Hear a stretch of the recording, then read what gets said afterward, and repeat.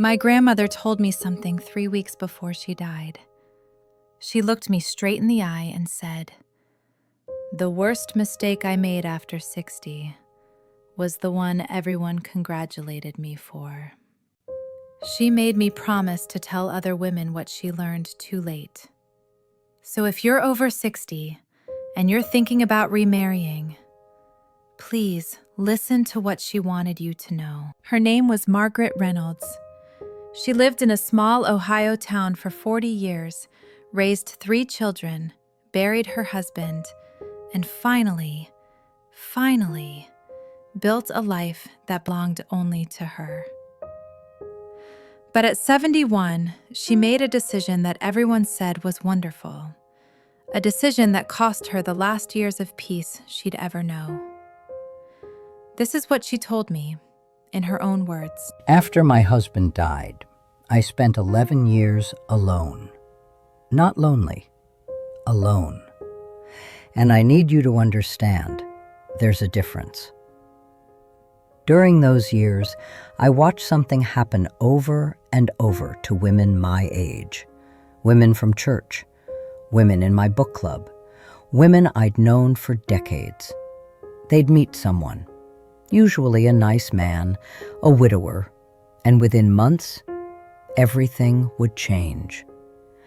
Not in the way people expected, in the way nobody talks about until it's too late. Here's what's happening to women over 60 in America right now. When an older woman lives alone, society doesn't let her be. Her adult children start worrying. Her friends play matchmaker. Even strangers at the grocery store ask if she's seeing anyone. The message is constant. Being alone at your age is a problem that needs fixing. You need someone to take care of you. You shouldn't face your 70s alone. You deserve companionship. And after hearing it enough times, these women start to believe it. My grandmother believed it too. I understand why women remarry after 60, because I felt it myself. There's a specific kind of quiet that comes when your children move away, when you're the only single woman at the potluck, when you realize you haven't had a real conversation in days. It's not desperate, it's not pathetic, it's just there. In the mornings when no one says good morning, when something heavy needs moving and there's nobody to call, when you see couples at Cracker Barrel and remember what that felt like. So when a decent man shows interest, someone kind, someone who opens doors, it feels like a gift. You think, maybe I don't have to do this last part alone. Maybe this is what's been missing. Maybe this is my reward. And everyone encourages it. Mom, you deserve this. It's so wonderful you found someone. Even strangers congratulate you. And that's when you make the mistake. You confuse not being alone with being happy. My grandmother told me there were 3 costs to remarrying after 60. Costs nobody warns you about until you're already trapped. The first cost is freedom.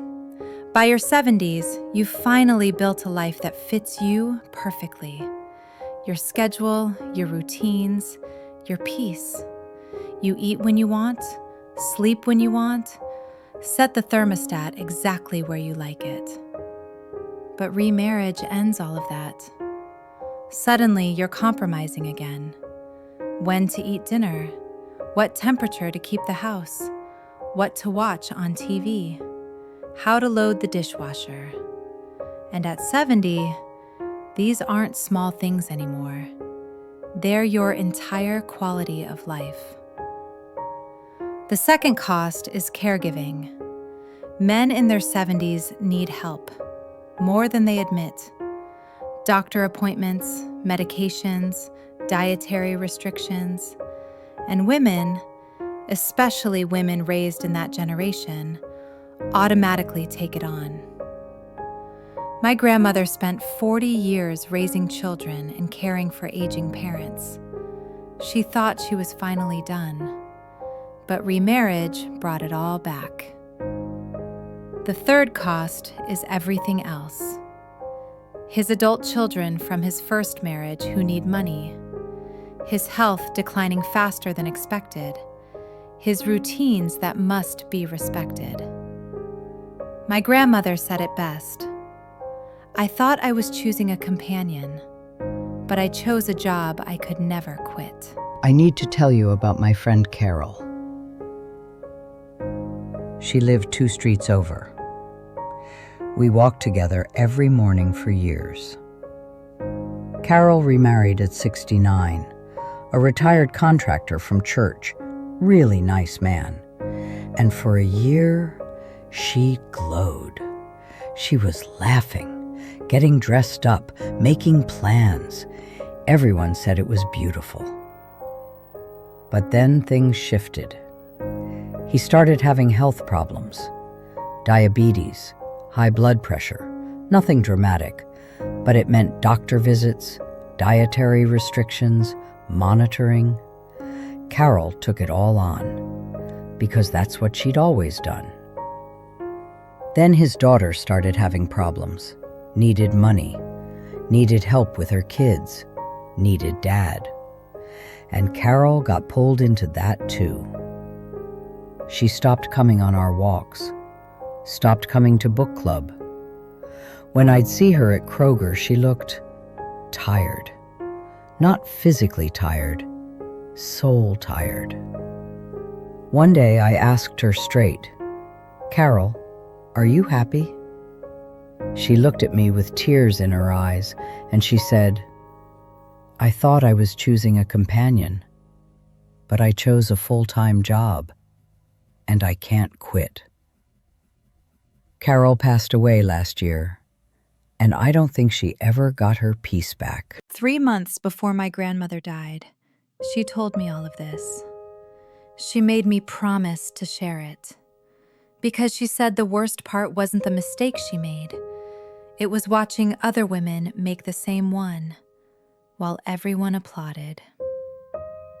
So here's what she wanted you to know instead. If remarriage isn't the answer, what is? Companionship, without binding yourself to someone else's entire life. You can have closeness, someone to have dinner with, someone to call.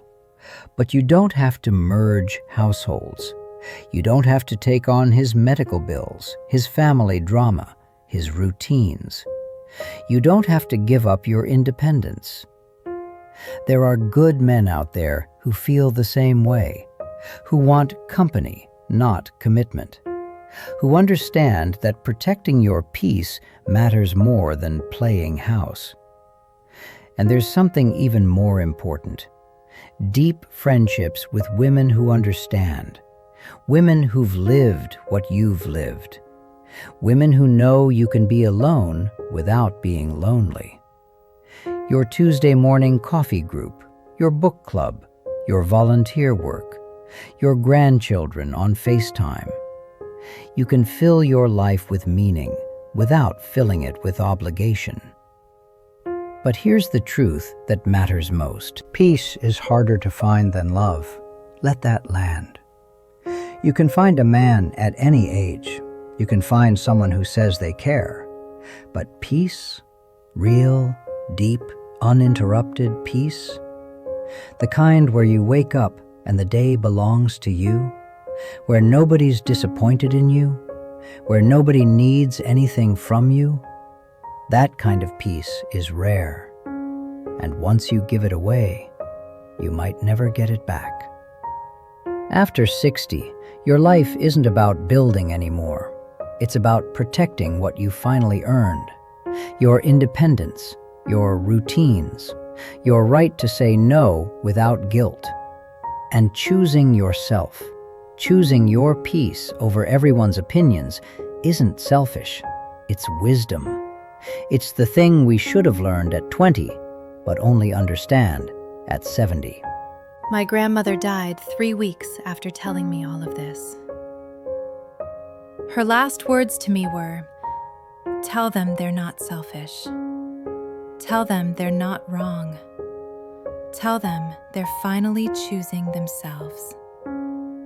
So if you're over 60 and feeling pressure to remarry, or if you've already remarried and recognize yourself in this story, you're not alone in feeling this way. You're not wrong for wanting your space. You're not selfish for protecting your peace. You're finally choosing yourself. And at this age, that's the most loving thing you can do. If my grandmother's story touched you, please leave a comment below. I read every single one. Subscribe for more stories like this. Thank you for listening.